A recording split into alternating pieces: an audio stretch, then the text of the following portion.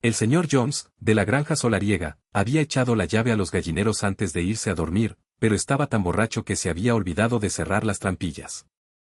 Haciendo bailar de un lado a otro el anillo de luz del farol, se tambaleó por el patio, se quitó las botas junto a la puerta trasera, se sirvió un último vaso de cerveza del barril de la trascocina y subió a la cama, donde ya roncaba la señora Jones. En cuanto se apagó la luz del dormitorio se produjo un revuelo que recorrió todos los edificios de la granja. Durante el día había circulado la noticia de que el viejo comandante, el premiado berraco blanco mediano, había tenido un sueño extraño la noche anterior y deseaba comunicarlo a los demás animales. Habían acordado reunirse todos en el establo principal en cuanto tuvieran la certeza de que se había marchado el señor Jones. El viejo comandante, así lo llamaban siempre, aunque para exponerlo habían usado el nombre El Encanto de Willingdon, era tan respetado en la granja que todo el mundo estaba dispuesto a perder una hora de sueño para oír sus palabras.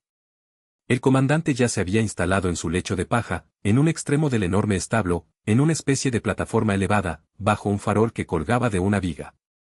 Tenía 12 años y últimamente había engordado bastante, pero seguía siendo un cerdo de aspecto majestuoso, con aire de sabiduría y benevolencia a pesar de que nunca le habían recortado los colmillos. Poco tiempo después los demás animales empezaron a llegar y a ponerse cómodos, cada uno a su manera.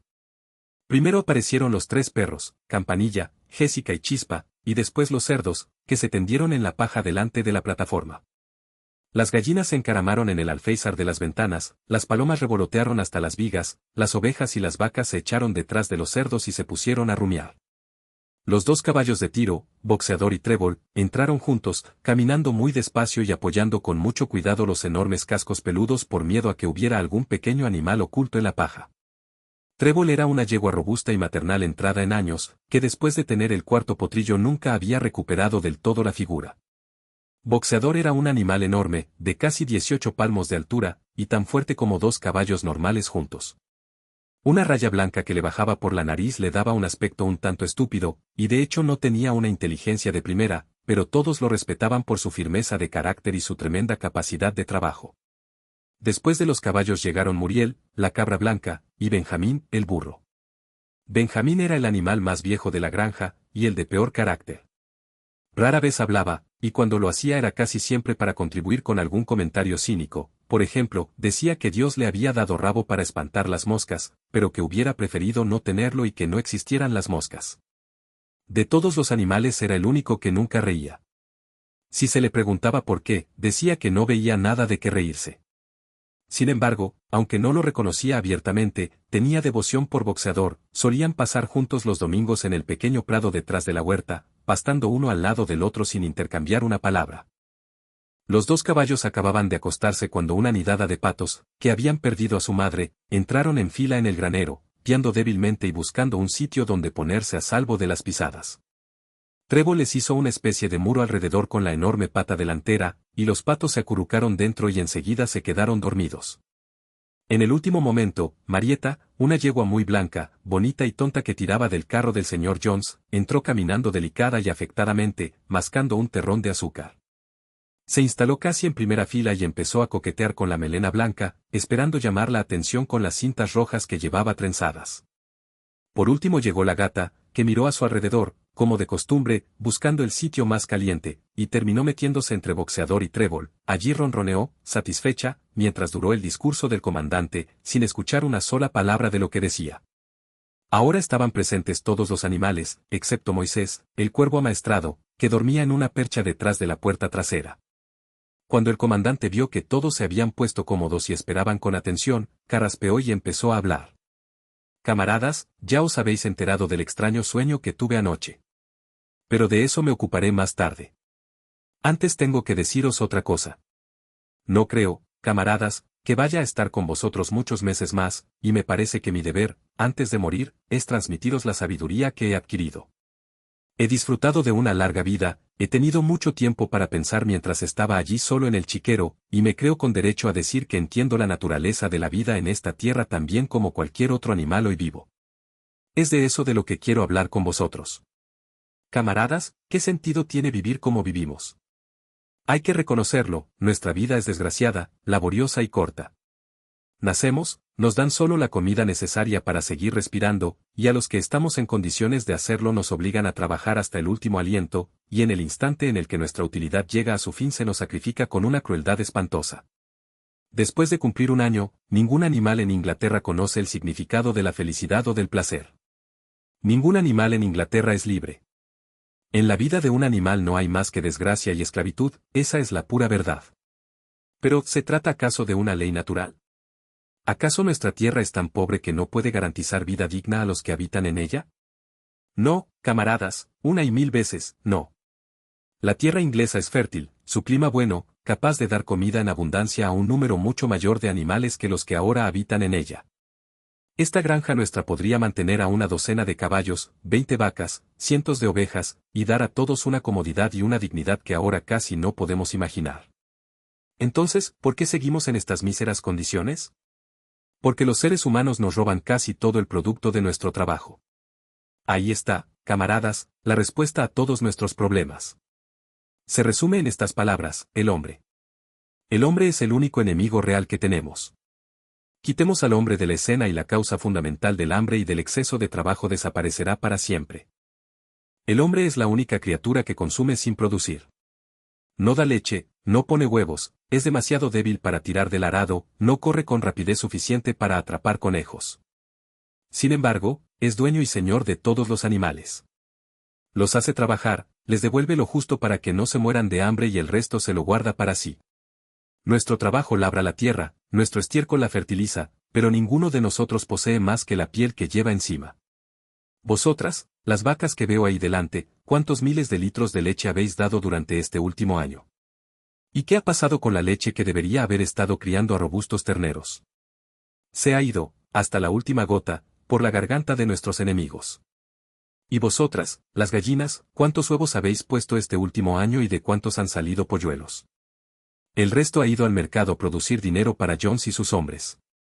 ¿Y tú, Trébol, dónde están los 4 potros que pariste y que deberían darte apoyo y placer en la vejez? Todos fueron vendidos al cumplir un año, y no volverás a verlos nunca más. A cambio de tus 4 partos y todo tu trabajo en los campos, ¿qué has recibido, fuera de unas escuetas raciones y un establo? Y ni siquiera se permite que la vida miserable que llevamos cumpla su ciclo natural. Yo no me quejo, porque soy uno de los afortunados. Tengo 12 años y he sido padre de más de 400 crías. Tal es la vida natural de un cerdo. Pero al final ningún animal se libra del cuchillo cruel. Todos vosotros, los puercos jóvenes ahí sentados, estaréis chillando dentro de un año, mientras os sacrifican. A ese horror llegaremos todos, vacas, cerdos, gallinas, ovejas y demás. Ni siquiera los caballos y los perros tienen mejor suerte. A ti, boxeador, el mismo día en que tus músculos pierdan su fuerza, Jones te venderá al desollador, que te degollará y te hervirá para los perros de caza. En cuanto a los perros, cuando envejecen y pierden los dientes, Jones les ata un ladrillo al cuello y los ahoga en la laguna más cercana. ¿No queda claro entonces, camaradas, que todos los males de esta vida nacen de la tiranía de los seres humanos? Con solo deshacernos del hombre, el fruto de nuestro trabajo sería nuestro. Casi de la noche a la mañana podríamos ser ricos y libres. ¿Qué debemos hacer entonces? Trabajar día y noche, en cuerpo y alma, por el derrocamiento de la raza humana. Ese es mi mensaje, camaradas, la rebelión. No sé cuándo se producirá esa rebelión, si dentro de una semana o de 100 años, pero sé, con la misma certeza con que veo la paja que piso, que tarde o temprano llegará la justicia. No perdáis eso de vista, camaradas, durante el resto de vuestra corta vida. Y, sobre todo, transmitid este mensaje a los que vengan después, para que las generaciones futuras sigan luchando hasta lograr la victoria. Y recordad, camaradas, que no hay que flaquear. Ningún argumento os tiene que desviar del camino. No prestéis nunca atención cuando os digan que el hombre y los animales tienen un interés común, que la prosperidad de uno es la prosperidad de los otros. Mentiras. El hombre no sirve a los intereses de ninguna criatura, salvo a los suyos.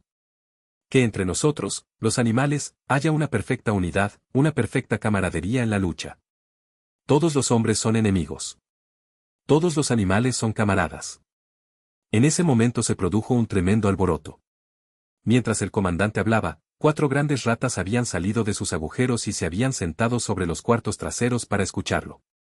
De repente, al verlas los perros, habían tenido que precipitarse hacia sus agujeros para salvar la vida. El comandante levantó una pezuña pidiendo silencio. Camaradas, dijo, hay aquí un tema que debe resolverse. Las criaturas salvajes, como las ratas y los conejos, ¿son amigas o enemigas nuestras? Sometámoslo a votación. Propongo esta pregunta, ¿las ratas son camaradas? Se votó de inmediato, y por mayoría abrumadora se acordó que las ratas eran camaradas. Solo hubo 4 discrepantes, los 3 perros y la gata, que, se supo después, había votado por ambas partes. El comandante prosiguió. No tengo mucho más que decir. Solo repetir que recordéis siempre vuestro deber de enemistad hacia el hombre y su manera de actuar.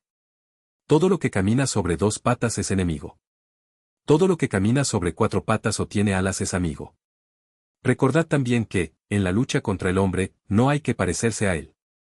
Aunque lo hayáis vencido, no adoptéis sus vicios. Ningún animal debe vivir jamás en una casa, o dormir en una cama, o llevar ropa, o beber alcohol, o fumar tabaco, o tocar dinero, o dedicarse al comercio. Todas las costumbres del hombre son malas. Y, sobre todo, ningún animal debe tiranizar a su propia especie. Débiles o fuertes, listos o simplotes, todos somos hermanos. Ningún animal debe matar a otro animal. Todos los animales son iguales. Y ahora, camaradas, os contaré el sueño que tuve anoche. No puedo describir ese sueño. Era un sueño sobre cómo será la tierra cuando el hombre haya desaparecido. Pero me recordó algo que he tenido olvidado durante un largo tiempo. Hace muchos años, cuando yo era un cerdo pequeño, mi madre y las demás cerdas cantaban una vieja canción de la que solo conocían la melodía y las 3 primeras palabras. Yo conocí esa melodía en mi infancia, y hacía tiempo que no la recordaba. Pero anoche me volvió en un sueño. Es más, también volvieron las palabras que, estoy seguro, fueron cantadas por animales de hace mucho tiempo, cuyo recuerdo se perdió durante generaciones. Os cantaré ahora esa canción, camaradas. Soy viejo y tengo la voz ronca, pero cuando os haya enseñado la melodía la podréis cantar mejor vosotros mismos. Se llama Bestias de Inglaterra. El viejo comandante carraspeó y se puso a cantar. Como había anunciado, su voz era ronca, pero le salía bastante bien, era una canción pegadiza, mezcla de Clementine y La cucaracha. La letra decía así. Bestias de Inglaterra, bestias de Irlanda. Bestias de todo clima y país. Oíd mis alegres nuevas. Que anuncian un futuro feliz. Tarde o temprano llegará el día en el que se acabará la tiranía del hombre. Y solo las bestias hollarán los fértiles campos ingleses. Desaparecerán los aros de nuestros hocicos. Y de nuestro lomo los arneses. Se oxidarán para siempre los frenos. Y las espuelas. Y los crueles látigos no volverán a chasquear. Riquezas que la mente no puede abarcar. Trigo y cebada, heno y avena. Trébol, alubias y remolacha. Desde ese día nuestras serán. Brillantes lucirán los campos ingleses. Más puras serán sus aguas. Más dulces soplarán sus brisas. El día que conozcamos la libertad. Por ese día todos debemos trabajar. Aunque muramos sin verlo amanecer. Vacas y caballos, gansos y pavos. Todos debemos luchar por la libertad. Bestias de Inglaterra, bestias de Irlanda. Bestias de todo clima y país. Oíd bien y difundid mis nuevas. Que anuncian un futuro feliz. La canción excitó muchísimo a los animales. Casi antes de que el comandante hubiera llegado al final, habían empezado a cantarla por su cuenta. Hasta los más estúpidos habían captado la melodía y unas pocas palabras, y en cuanto a los listos, como los cerdos y los perros, habían aprendido toda la canción de memoria en unos pocos minutos. Entonces, tras algunos intentos preliminares, la granja entera echó a cantar con tremenda armonía, Bestias de Inglaterra. Las vacas la mugían, los perros la ladraban, las ovejas la balaban, los caballos la relinchaban y los patos la graznaban. Estaban tan contentos con la canción que la cantaron 5 veces seguidas, y podrían haber seguido cantándola toda la noche si no los hubieran interrumpido. Por desgracia, el alboroto despertó al señor Jones, que saltó de la cama, convencido de que había un zorro en el corral. Agarró la escopeta que siempre estaba en un rincón del dormitorio y disparó un cartucho de munición número 6 hacia la oscuridad. Los perdigones se alojaron en la pared del establo y la reunión se disolvió con rapidez. Todo el mundo huyó al sitio donde tenía que dormir. Las aves saltaron a sus perchas, los animales se acomodaron sobre la paja y enseguida la granja entera se quedó dormida.